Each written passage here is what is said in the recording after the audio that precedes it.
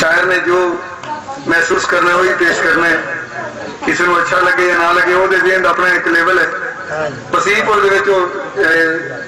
जट साहब तशरीफ लियाए तो उन्होंने बंदूक फाड़ के जनाब इलाके में रौंड की डांग हाथ च कर ली, एक हाथ में डांग एक हाथ में बंदूक।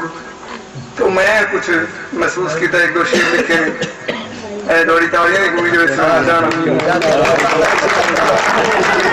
कहते कि बुरा बिलप्पा कर दे कट,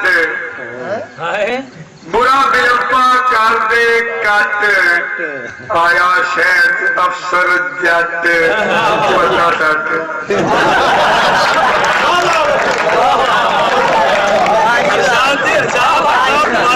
बुरा बिलप्पा कर दे कट, आया शहर अफसर जट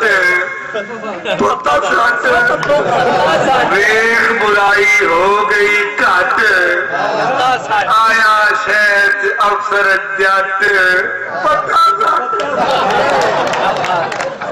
जट्टे वट्टे टूट शूट हो गए विच मैदानू आउट, जट्टे वट्टे टूट शूट हो गए विच मैदानू आउट, चुप हो गए सोरे मुफत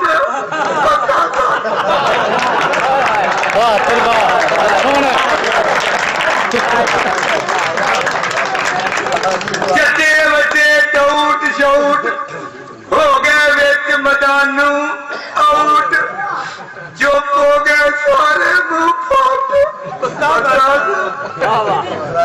और बब्बर शेर दे वांगू फड़ के जिधर जावे बिजली करके, बब्बर शेर दे वांगू फड़ के जिधर जावे बिजली करके, बेईमाना दे कटे मत पता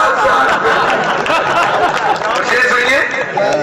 ताहे अणखी खून हलाली, जमिया मां ने पुत मिसाली, ताहिर अखी खून हलाली, जमिया मां ने पुत मिसाली, ए जे मामा जमदियां काट